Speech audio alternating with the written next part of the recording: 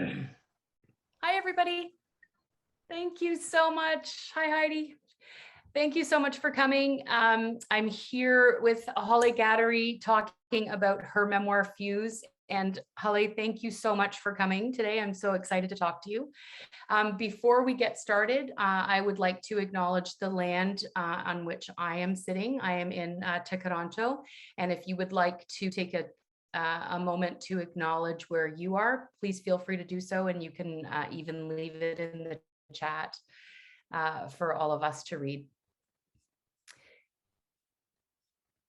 Sorry, I scrolled down on my Word document. I am sitting in Tekaronto, which for thousands of years has been the traditional land of the Wendat Anishinaabe Nation of the New Credit First Nation. It is still home to many Indigenous peoples across Turtle Island, and we are grateful to have the opportunity to work in the community on their territory. Hollay, thank you so much for coming. Welcome to Junction Reads. I've been excited since I first picked up Fuse. I've been excited about this day to sit down and talk to you about it. But before we get into hearing you read and a conversation about the book, I'm wondering if you'd like to share with everybody what you're reading right now. I'd love to. So I just finished reading The Unraveling by Donna Bessel, which was very intense.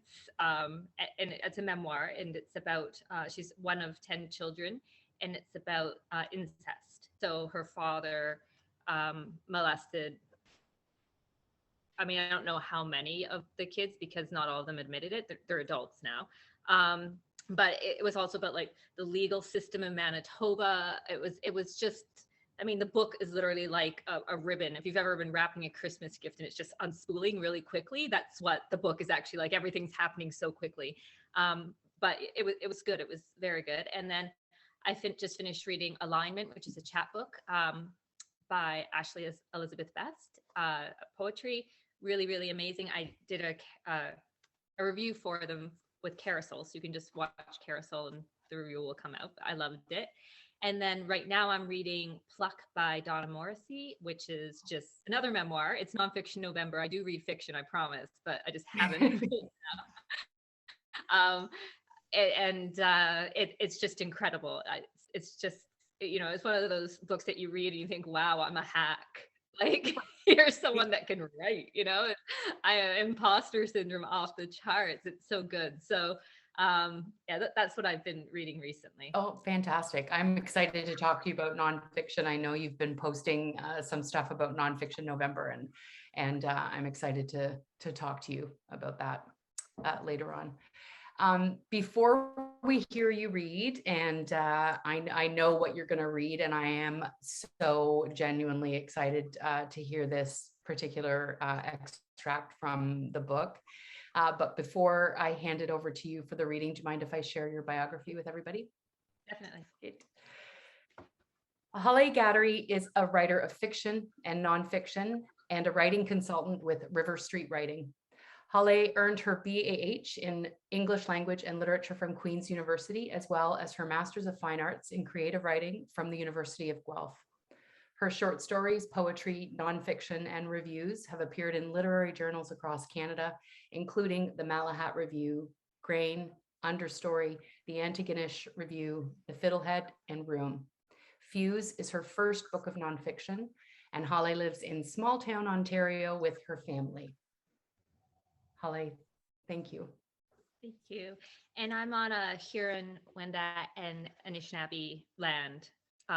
From what I can tell, we're out here in the rural area, and I even went to the nearest reserve and was asking, and they said, oh, a lot of us have been through there. So I was like, good enough. So yes, I'm going to be reading from a section called Body Filler, and this, like, I feel like I've read this a lot because before a bunch of readings, I've always said, okay, I'm going to read this. And then about 5 minutes before the reading, I change my mind and chicken out and don't read it. So I'm actually going to read it now. And it's just difficult. It's probably like one of, or the lowest point in my life. So It's difficult to read, but I'm going to give it my best. And I'll only be reading for 10 minutes, just under it, because it's a lot. Body filler. Hair grows at a rate of half an inch per month. Nothing you can do to change that. Still, Porsche pulled it back into a tight ponytail after showering because she thought it would grow faster. The skin around her hairline was raw from the tension, but she was proud of her hair. Long and red, it was, she said, the most consistent thing in her life. Porsche was a prostitute. Escort, she said, correcting me the first time I used the word. I mean, yeah, it's pretty much the same thing, but we don't just fuck them. Our guys want the girlfriend experience. Escort had been the word used in the classified ad, which had been tucked away in the back of the newspaper. I'd called the service, got the address, and set up a meeting. Escort was the word that had drawn me in. If the ad had called for prostitutes, I would never have inquired. I wasn't totally naive. I knew that escorts had sex for money. I hoped that maybe there were some who really just got paid to go on dates with lonely men. As someone practicing the art of self-deception, I told myself this over and over on the day between making the appointment for my interview and the interview itself. It strengthened my resolve. Cynthia, the woman who managed the service, took one look at me when I walked through her door and said, "So, tell me your problem." My ex-boyfriend thought my problem was that I never planned my life after university, that I didn't know what I wanted. After graduation, I tried to make the boomerang backtrack to my parents' home, but unless I was slinging a shoulder of Smirnoff in my purse, the lack of prospect at my parents' was unbearable. I'd expected to immediately land some prestigious job, but in all the time studying humanities, I hadn't considered any practical applications for my degree. This oversight was humiliating, especially since I'd been so confident that I'd chosen the right path by going against my father's wishes, by deciding to pursue a life of literature instead of law. I was certain a place in the world would open for me. My degree was supposed to have made me stronger and more assured, but I was more lost than ever. Then there was my ex-boyfriend. I can't remember whether I ever told him this, but one of the reasons I left my parents and took a job in another city was to be nearer to him. I'd sit on the edge of his bed while he slept, sprawled, and tried to imagine his arm outstretched like that for me. Within a few weeks of leaving my parents' home, he wasn't my boyfriend anymore. It was too much, he said. I was too much. I was sitting in front of Cynthia, and she was shaking her head knowingly. Men, Cynthia had a rough smoker's laugh. Figures. But he wasn't the only reason I was there. I was offered a position as a writer for a media company. I thought finally my degree and desires would align with my reality. My elation was undercut by my father's suspicions. He thinks you're up to something, my mom had said.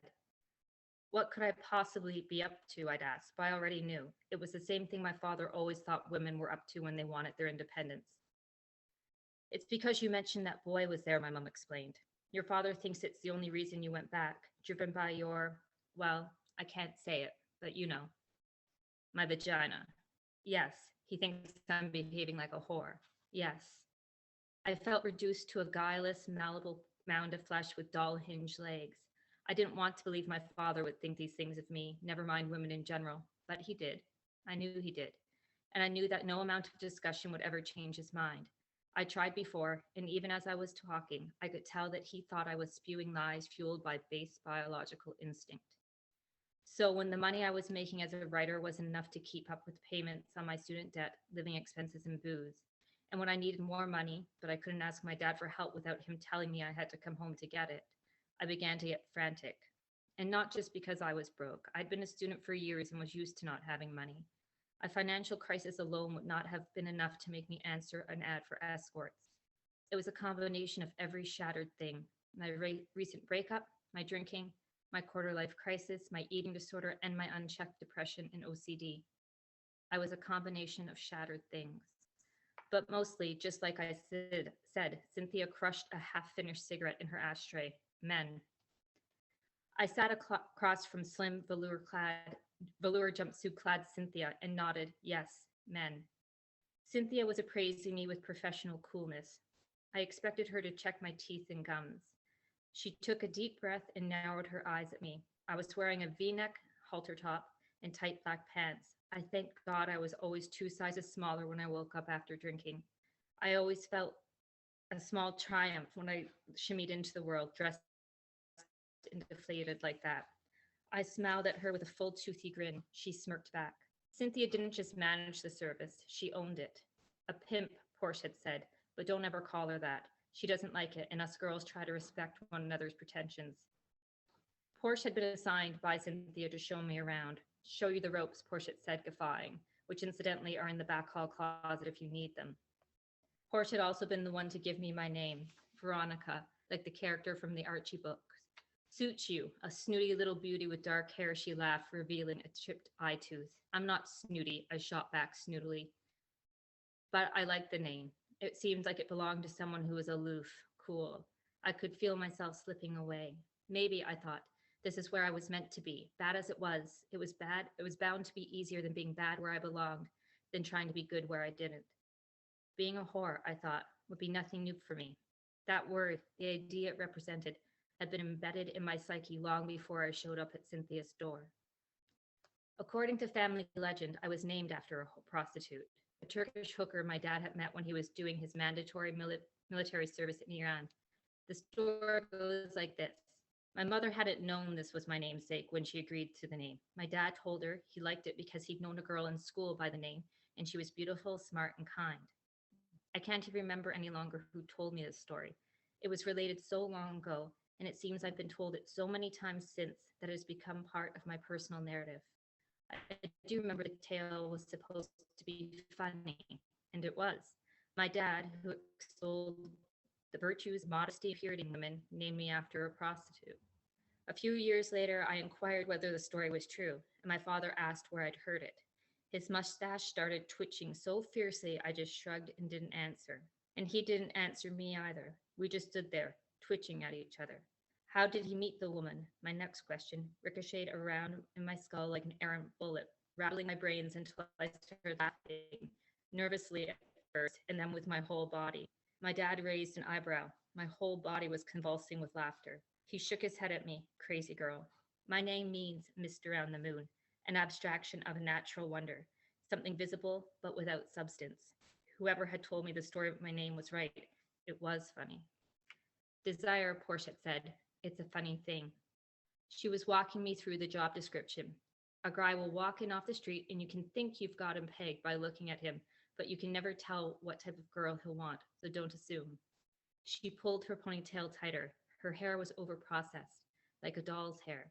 It was thinning in some areas as if she'd been loved too much. And if you want to make good money here, you have to be as many types of girls as possible. That, I knew, I could do. The escort service spread out over a large secondhand store on the city's main downtown street. It had a surprising number of rooms, including a common area furnished with two faux suede couches, two end tables, and a life-size cardboard cutout of Rocky Balboa. Right off the lounge was a kitchen that was occasionally used to prepare meals, but more often for smoking and drinking tea. Beside the kitchen was Cynthia's office and a large bathroom for the girls, complete with a jacuzzi and plush cream colored bath mats. Clients never saw these areas. Once they were in the lounge, they'd go right, then down an L-shaped hall where there were two deluxe bedroom suites for high-paying in-house customers, 5 smaller rooms for regular clients, and a well-maintained bathroom with a shower stall, toilet, and sink, also for clients. Out of the 23 girls who worked for Cynthia, I ran into about a third coming in, going out, or sitting around the service during the first and only evening I spent there. I'd come after work from my day job and was to stay the night to see whether I liked it. Other than Porsche, none of the girls spoke to me. I hadn't expected this, to be shunned. Don't take it personally, Porsche said. It's not that they don't like you, but some girls find this job will drain them dead if they start giving themselves away to everyone who wants a little of their attention. They're just conserving energy. The next morning, I was woken up by Porsche looking for something in her purse. I'd been sleeping on the couch in the common area, or trying to. It had been a busy night, which meant I couldn't use any of the rooms to sleep, which is what Porsche said the girls usually did when it was slow. As slow as we get, she'd said, winking. Porsche had done an outcall, which she said to only do if you knew the person, and the only way to know the client is if he came here first. This outcall was with an 18-year-old guy, a regular. His parents were out of town, she said. They left their jag, she'd added, rolling her eyes. I hope my son won't turn into be a little shit like that. You have a son? I was genuinely surprised. She smiled at me, a woodland creature lost in the city. And I'm done. Thank you so much for sharing that portion of that essay. I really like that essay. I felt the depths that you were going in writing it, which leads me to a question that there's so many moments as I was reading this where I really felt the not just the courage, but the honesty of some of these moments in your life. And I'm wondering, I have kind of two parts to this question. I'm wondering if you knew with each essay how deep you were going to go, or how much you were going to share, how much you were not going to share, and whether there was whether you had a conversation with yourself about what you were going to share in each of these moments. It's a good question. I definitely, um, there's stuff that I didn't share and didn't include. But if I wasn't going to tell a story fully, I just didn't tell it. So, there could have been, a dozen more essays. And if I didn't feel like talking about something, I just didn't, might talk about it one day, but if I wasn't ready to talk about it, I wasn't going to. I've been 6 years sober now, but when I was writing this, I was like, not at all. And at some parts I wasn't even sober. So there was a lot that I just wasn't willing or ready to address. But if I was going to talk about something, I was going to talk about it fully and not hold anything back. But if it had to do with a family member, I made sure to focus on just telling my story and not really trying to make too many assumptions about them or where they were coming from. It was a delicate balance because no matter what, our parents and our family affects our lives. And so it's hard to talk about your life without talking about them. Mm-hmm. And so it was difficult to try to, include them, but only include them as I saw them and try to draw boundaries. Like, if I didn't know something, just to say, I don't know why they did this. I don't know. So I went as far as I could and as far as there was for me. Anything I told about me, I told honestly, but I didn't necessarily know at first what to do about them. So I just drew the line at, I'm just gonna, it was who is it? Anne Lamott, the American nonfiction writer, said you own everything that happened to you. Mm-hmm. Tell your story. If people wanted you to write warmly about them, they should have treated you better. Right. And I love that quote. So anytime I thought, okay, back down, I was like, no, this is what happened. Right. And, I'm not going to back down. I'm not going to not talk about what it was like to grow up with my parents because they're wonderful people. I love them very much. It's, I'm a mother of 4 now myself, and my youngest son is in counseling for an anxiety disorder. I mean, Right. it's intense. I know we're not perfect. I know sometimes with my OCD, I don't make his anxiety any better. I mean, I get it. It's just that I think we really have to, be accountable for stuff. And my parents are of, I'm not even going to say a generation because I've seen people from their same generation that are different, but a generation and upbringing where you still don't talk about this. So it's even just having the book out there, they'd pretend it doesn't exist. They absolutely pretend it doesn't exist. Right. That's the thing I had, because in reading both the dedication to your family, the forward, and the acknowledgments, I really felt that what did you say in the forward, that you wanted to make sure that the reader knew that you loved your family, that despite how they're presented in some of the in some of the memories and some of the essays, that you were conscious of the reader and conscious that you wanted the reader to know that you loved them. How has it been for family? How has Fuse been? Have they read it? Have you? No, none of them have read it. And I haven't stopped them from reading it. It's just but immediate family hasn't read it. Like my birth family hasn't read it. second cousins, like extended family have. And I'm not sure what reports my mom are getting back. I think they're mixed, but I think she's scared. So, Right. I know I always joke that I'm not really saying anything that somebody that came to our holiday Christmas parties wouldn't know about our family. Like it's not Right. a big secret. Maybe it's the stuff about me. Certainly, I'm sure there's people who didn't know that. I answered an escort service, but I'm not saying a call for an escort. But I'm not saying anything about anyone else that should be a huge surprise to anyone, because Yeah. my father was very open about the way he talked and thought. My mother, couple glasses of wine into her and everybody knows everything, like a lot of mothers, a lot of people. It's not just her. So yeah, it's been, I think she's looking forward to me writing, my mom especially, writing fiction or something next. you know Right. it's, and I don't blame her. I don't blame her because it's this process of storytelling, and what you consider your reality is very interesting. One time my 9-year-old recently was running into the house after pummeling her little sister outside, and I was trying to grab the back of her jacket to stop her from running away, but this ring I'm wearing got caught in her hair. So when I tried to Oh pull it my away, God. it wrenched her hair back. So she's telling everyone that I yanked her hair out, but I didn't. It was just, I was caught on her. So I thought, wow, isn't that funny? Because if she was telling this story as my daughter, she'd say, oh, my mom yanked my hair out. But the truth is, Right. I didn't. I was holding on to her hair. It was just my Yeah. ring got caught in it. So I have all the sympathy in the world and all the compassion in the world for what my parents must be going through with this book out there. It must be a lot, but I needed to write it. Yeah. So Yeah. And there's in one of the essays, you talk about how the truths just came tumbling out, right? And yep.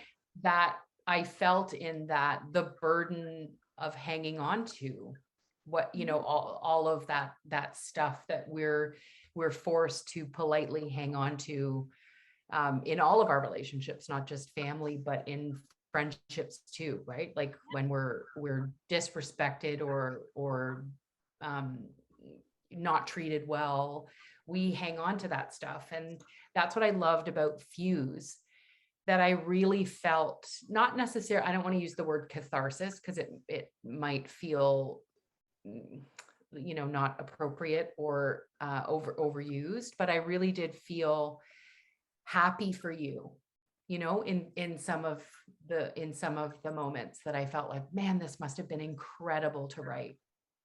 And I'm wondering if there was a time, like in one of the essays or in sitting down and writing one of them, that you really felt a sense of relief, like I've gotten this truth out there and I've written it out and I feel better for it. Was there any moments like that?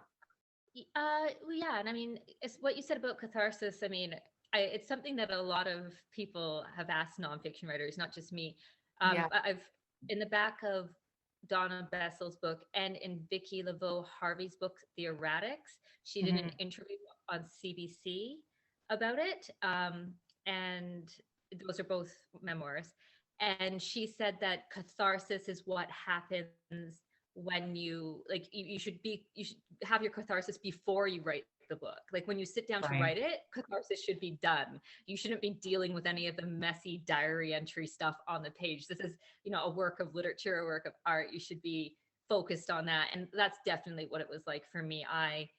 By the time I sat down to write it, earlier drafts were very soppy diary entry, and they got cleaned up a lot and culled, or just cut entirely. Mhm. Um, a lot of that was, done before I actually said, okay, I'm actually going to do this and send it out. But the part, to answer your question very specifically, it was, I think for me, realizing, I'm trying to remember the chapter that it's in, Jump Track, about my husband and I, and me getting kicked out of my house by my father Yeah. after my wedding, and my dad coming to my wedding and stuff like that.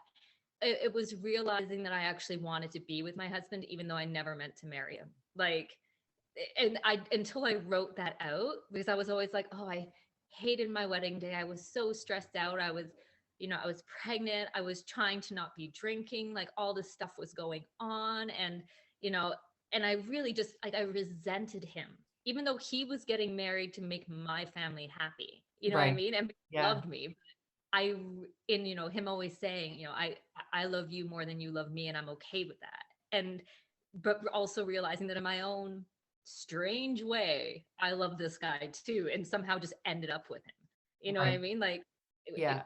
being kind of forced into it. And so that was the moment that I was writing it. I was like, wow, I mean, there isn't anyone else I'd rather be around. Jesus. Like I kind of lucked out, that I got forced into this situation. And it seems completely mind blowing to me now. I'd even let myself be forced into a situation like that. But when Right. you're mentally unwell, you find yourself in a bunch of situations, Yeah. so it seems so weird now that I wouldn't just say, no, you're not going to force me to get married just because I'm pregnant. Leave me alone. I don't have to get married. I don't even wear my wedding ring. I talked to my husband recently about if I should, can we get divorced just so we're not married anymore? I just don't want to be married. I'll live with you. I just don't want to be married. And he's like, oh gosh, just whatever you want. That is so funny. There are so many incredible like moments with you and Matt throughout the book that just made me go, yeah, so much, that's so true. Like we feel like we have to constantly be affirming the love that we've entered into in our relationships. But I want to talk about family and motherhood, but because we're on the subject of Matt, and I laughed out loud when you tweeted about the little flash piece that you got published in Sledgehammer. Yes. That you had to say, the guy in the shower is not my husband. Yes.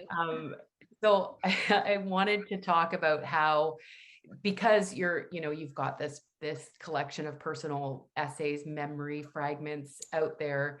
How conscious are you now when you sit down to write little, fictional pieces? How conscious are you that a reader is going to think there's truth to this?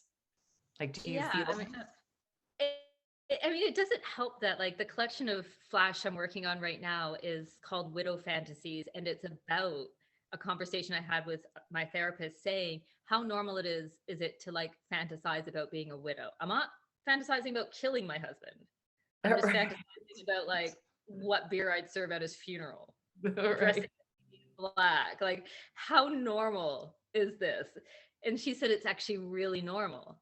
Like, Yeah. not just in heterosexual couples, like in every couple, it is Yeah. very, very normal once you've been married for a certain time. She says, as long as I don't find you in the hardware store buying rat poison, Yeah. Duct tape and fantasize away. Like, these fantasies are what sustain women. So I start to think about, writing a bunch of, because fantasies aren't places you live, they're places you visit. So right. I start thinking, well, I'd love to write like a whole bunch of little stories exploring like fantasy as a way to escape the subjugation of women. But because all of these stories came from a very real experience, I think like I'm running the risk of like everybody thinking, oh, this is about her life. And I mean, Yeah. some of them can take inspiration from certain things in my life, but some of them are just complete fiction. But I mean, my husband's just such a good sport about everything. He's like, if they want to think it's me or about me, but can you just at least preface this one, the one about, him being the guy being in the shower? He's like, it's not me. He goes, is Yeah. it? Does that? I was like, no, it's not you. Not you. You're like, you tell me, is it? Is it you? Like, I don't know. It's just and that one was funny though, because a lot of the younger generation, like some people were reading it being like, well, what's so wrong with that? I'm like, you've clearly never been in a relationship where, Yeah. there's so much riding on like such little things. Yeah. Yeah. And I do feel like that's the new generation doesn't feel the same way about that we do. Yes, yes. Yeah. So family is really important throughout the book. Like as I mentioned before, motherhood is a strong theme. And as a mother, there's an essay, again, I should have marked it, where I think it's the cosmic script. Mhm. And your daughter crawls into bed with you. And the last line of that essay, you say, it's strange how I'm an endless comfort for them, and I've never been one for myself. Mhm. I burst into tears. This is one of three moments where I literally burst into tears reading this, because I just felt that so hard. I just felt it ridiculously in my core. And there's so many moments in the book where you're talking about your kids, or there are moments with your kids. And I wanted to talk about how hard it is to be a mentally, and you alluded to this at the beginning, to be a mentally healthy role model when, you know, we're in the midst of our own crises, or you're in the midst of your own crises, and how you feel talking about your family reading the book, how you feel about the one day your kids are going to want to read Fuse, or ask you to read Fuse. Yeah, I mean, Fuse all started because, I mean, I had an earlier version of it where it was like my MFA thesis, that was very, very loosely based on Fuse, but just not about any of the motherhood stuff, just about the relationship stuff with my ex and, mixed race issues. But this started because my son, my oldest, um, started asking about the scars on my body, and I started making up stories, especially about a really big one on my forearm that's quite noticeable. And I just started thinking, am I going to keep telling him the story my whole life? Because eventually he's going to be like, that's not how it happened. It wasn't the story of a caterpillar, mom. Like, what happened? So as I say, it's like eventually just coming clean. So I've always intended that my kids should read this. And I mean, I hear this from like a lot of parents that have, multiple children, but there's always one that just pushes you a little bit harder than the other ones. And that's Nuala. And she's the one that I wrote about the most. Right. She just pushes me, and she pushes everyone in the family. My mom always says to her, one day you're going to rule the world, but no one's going to want to live in it. Like, just back off. So I'm aware of the fact they're going to read it. I'm fine with them reading it. They were fine with everything I put in about them. Mm-hmm. They have a very loose idea of stories I told, and they just argued about who was in it more and stuff like that, like typical kids stuff. And I said, well, Nuala's in it more because Nuala's more like Mummy and she annoys me more. So that's why she's in it. She's been around longer. Yeah, she's just one of the oldest too. And my oldest son's just all over. But yeah, I'm aware of the fact that they're going to read it. I'm fine with them reading it. I mean, I'd let them read it now if I thought they wanted to. The older ones, the younger two have no interest. But the older two, I'd let them read it now. I just don't think they're interested in reading it now. Like, they go to school and will like Google my name and show up when their mom's a writer, but they don't actually like care about what the book is. Right. Yeah. There's my mom. So yeah, I think it's important to come clean and to talk about this stuff. So as I said, my son, has anxiety disorder, so he understands it's completely normal thing to talk about. And the cosmic script is Fanula working through existential dread in the middle of the night. And I only found this out after I wrote the book, but my specific type of OCD is called existential OCD. So it really centers around health and fear of death and dying and uncertainty, which is why I'm so, completely stringent and, tenacious about keeping my house clean, because I need like order in the chaos. Like, I can't take that, huge gaping maw of my own death and the death of people I love. Like, it's too much. So when Nuala's coming to me having these same fears in the middle of the night, it's like, why would I bring these children into the world? Knowing that, mental illness runs in families, knowing what I'm doing. Like, why do I keep having these kids? What's wrong with you? And the guilt, the constant guilt of being a parent, it just never ends. I just need one more thing to obsess about, apparently. It's just not enough. Your fourth is Rue, right? Is that right? Harvey's my fourth. He's the baby. Harvey. And Harvey's the one with your last name. Yes. Yes. So all my kids have my husband's last name, and then the last one has, and I feel sorry for them. I always say, just do one more thing to tell your therapist. Just save it for your therapist. Like, but yeah. And actually the older ones all want my last name now, or at least to have it hyphenated. So I've got the name change forms. They've been bothering me about getting my last name. And it seems so weird. Like, I don't know what I was thinking. I don't know why I wouldn't have given them my last name in the first place. I don't know.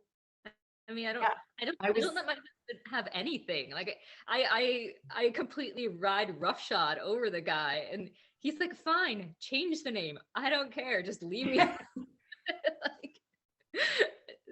I don't. Yeah. So Harvey, the last one, the fourth, is the one with my last name. Yes. yeah, that's the first thing I thought, because I come from a family of five, and I thought, if my brother, the last, the youngest after me, if he had gotten my mom's last name and we all got my dad's last name, 100% we would have we would have lost it. We would have been like, excuse me, I want that last name too. And that's what I wanted. I wanted to know if the other kids had come to you and said, give it to me. I want that Yeah. last name. Well, I mean, my kids, despite my family, despite us having our differences and stuff, my kids are very close to my parents and my brothers, and they're just like, oh no, your family's just so so fun and so crazy. Like, we want that last name, and I don't think they want necessarily to not have my husband's. I think they want a hyphenated situation. Right. And Yeah. I'd be fine with either. Admittedly, all I think about is, oh, there's just so much paperwork. You know what I mean? Then you have to go and, like, do their health cards again and everything. But I mean, that's my main problem with doing is I'm just lazy, but I am going to do it. I promise by next year they'd have my last name. Right. And so are you going to hyphenate Harvey's too, or you just, Yes, yes, I have to do everything all over again. Yes. So, really proud of myself for that one. Um, but yeah, I mean, I've had, after my second child was born, my husband's fine with me sharing this, by the way. After Nula was born, we said we're done having kids. He had a vasectomy, and then I changed my mind 6 months later, and he went back for a oh, reversal. So, like, he's just used to this. I think he's like, yeah, sure, that, okay. that's incredible. Go ahead. I mean, it's not, I posted on my Instagram the moment in the bathtub with him. And again, that was the first bawling my eyes out scene, because my husband's quite similar to Matt. And it again, it's just that kind of it's awe inspiring that someone like that exists. Yeah. It's incredible. It really is. It makes it really hard when you're married to a saint. You know what I mean? Like, or at least it's like close to sainthood, because it just really emphasizes I don't like using the word crazy because it's so Yeah. derogatory, Yeah. but it emphasizes how bananas like I can be, and how off the rails and how cerebral I can be when you're with someone that, when family members see you and they haven't seen you in a while, they come up to you and go, "How's Matthew?" Like he's being treated for some disease or something, but they're talking because Married he's to married you. to you. Right. Yeah, that they're like, "How is he? Is he okay? He's Is he doing holding up? okay?" It's like, yes, he's fine. He's not perfect, by the way. I have to put up with my own stuff too. Right. But I mean, I have a lot to handle. But he knew that. Like, he met me when I was an addict. Like, he knew what he Yeah. was getting into. So Yeah.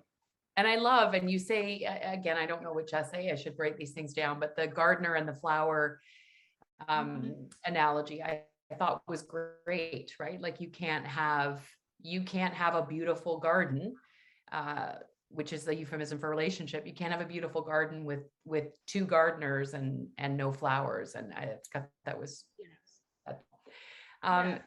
does anybody have any questions? Sorry, I should have asked again. Kaylee, sorry. Sorry, it's like too many steps for me to add a spotlight and unmute. So we have a question from Wayne, and Wayne asks, it's more typical for people with a confluence of challenges like what you've experienced to go under and remain quiet because of stigma, loneliness, fear of judgment, and myriad of other reasons. How do you remain solid while remaining so exposed? Does the vulnerability not overwhelm you? Yeah, it's really overwhelming. Usually when I'm done these readings, I cocoon myself and eat frozen yogurt. Like, I literally sit there, put on the Golden Girls, and just like hide for a bit. And it's a lot. I mean, and I did want to go under when this like got accepted with Guernica, I was like, great. And then when I realized it was actually going to be published, I started like panicking, absolutely panicking, because it was going out there and it was terrifying. But what keeps me going is the same reason I wrote the book. And that was not for myself, because I had a therapist, I had, supportive husband. I had, I can't always say that my, immediate family was always very, very supportive. They loved me a lot. They were there to help me with stuff. But the reason I wrote it was for other people. And knowing that I wasn't the only one going through this stuff. I couldn't possibly be the only one going through this stuff. I'm not that remarkable. Like, there's got to be other people that are doing this and experiencing this. And the fact that if I could like just make anyone feel less alone, then that's what kept me going, is that, okay, maybe this will resonate with somebody. It's got to resonate with somebody. So Wayne, great question. That's what makes me at least stay strong, is thinking that maybe somebody else can get anything from this. Yeah, this is definitely, I've already got 2 people in my life who are queued up to read it. It's going to someone tomorrow, and it's going to go to someone else after that. And I that's what I love about really great nonfiction books, is that they are, there's a real life being out there who is expressing my thoughts, expressing my feelings, and I love that. I love that about Fuse. Kaylee, do we have any more questions? I'm talking. Sorry, I was just gonna say, as much as I'm talking about stuff, there's a lot of stuff I don't talk about. Like, there's stuff that's off limits that I just will not talk about right now. So, and I find that I won't talk about things that are currently happening. Like, if I'm going through something right now, if like I'm having a breakdown right now, I will not talk about it. But like 5 months down the road, I might. Like, yeah. I need time and distance. So space and time can do a lot of things to help you just get perspective on stuff. Yeah, and I think that speaks to what you mentioned earlier about having the catharsis before you put that catharsis on paper, right? That needing to work through it personally before you work through it in the written word. Yeah, I think is important. I think there's one more question that popped up. Heidi's asking a question. Yeah, Heidi has a question, and Heidi says, wondering about your process. Did you find that you wrote your essays in chronological order, or did you write them and then decide the order afterwards? Yeah, so I wrote them all and then kind of Frankenstein them all together after. I had a lot of help with this, like with editors. The first couple drafts were pretty rough and terrible. So I was put in touch with some really great editors that helped me move everything together and ruthlessly cut stuff. So yeah, everything was just thematic. I think the first one I wrote was Fuse, and then Jump Track, and then Monster, the one where I'm in the bathtub with my husband, that was written after it was accepted, because I published something on CBC and got completely torn apart by the audience about it. So, I mean, not everybody was terrible, but most people commenting on the CBC website are there to say nice things anyway. So right. That was pretty brutal. So I felt like that needed to be added. But yeah, my process was just picking up themes, and then I talk a theme, and then I arranged them after in some kind of order. And so for me, the hard part and where I needed help from editors was not to make the reader feel too disoriented, because there isn't much chronological order to what's going on in it.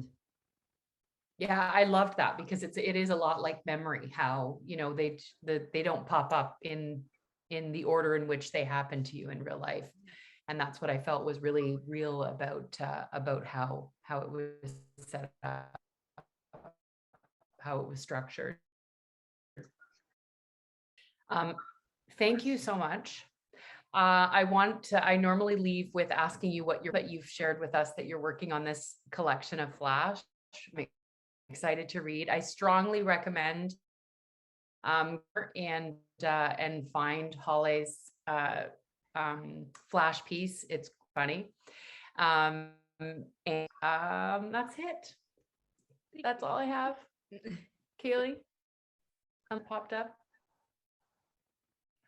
Thank you so much, everybody, for coming Thank you so much for your questions. We are going to raffle off 2 copies of Fuse from Guernica. I want to thank them so much for being as generous as they are. And so you can email me if you are the winner. Email me to junctionwrites@gmail.com. And Kaylee, take it away. All right. I moved to a smaller little container because previously I had all my little slips in a huge basket. All right, so our first winner for today is Elizabeth Green. Yay! And our second edition today goes to Kevin Wilson. Kevin, yay! Looking right at you. Thank you so much. Elizabeth isn't here, but I think I have her email in the Eventbrite thing. If you have a copy of, I'm here unless there's another Elizabeth Green, which there might be. It's a common name. Hi, Elizabeth. I love you. There you are. So Elizabeth, if you can send me an email to junctionwrites@gmail.com and just give me your mailing address, I will let Publicity at Guernica know to send it to you. If you've already read it and you have a copy and you would like to gift it to somebody else for the holidays, please send me an email and just let me know the name and address of the person that you'd like to send it to. It just saves on postage. Canada Post right now for a book is currently around $10. So if you know that you're going to mail it to someone else, then we can cut out that middle mailing. Okay, well, I'll think about it because I read it immediately. Elizabeth was one of my first readers. She was one of the people that helped me pull this beast together. So, oh, nice. That's awesome. Anyway, so that's great. I'm sure I will find somebody, and I'll, and they may be in Kingston, so I could just deliver it. Oh, so okay. All right. Astonished. That's good. Yeah, That's good. You can send me an email and just let me know. Yeah, thank you very much. You're thank welcome. you both. Thank you so much, everybody, for coming. We're back with Wayne Ang. He's here. I saw him. He's here. Hi, Wayne. Wayne is joining us on the 21st with his great book, Letters from Johnny, also from Guernica. I hope you'll join us. You can check out all of our upcoming readings. Frances is also, looking right at her. She's coming December 12th. And you can see all of our upcoming readings till the end of the year and into January to June. Thank you so much again, Hollay. thank you For joining us tonight. Thank you, Kaylee, the event coordinator extraordinaire. Thanks everybody for coming. Have a good night. Thank you.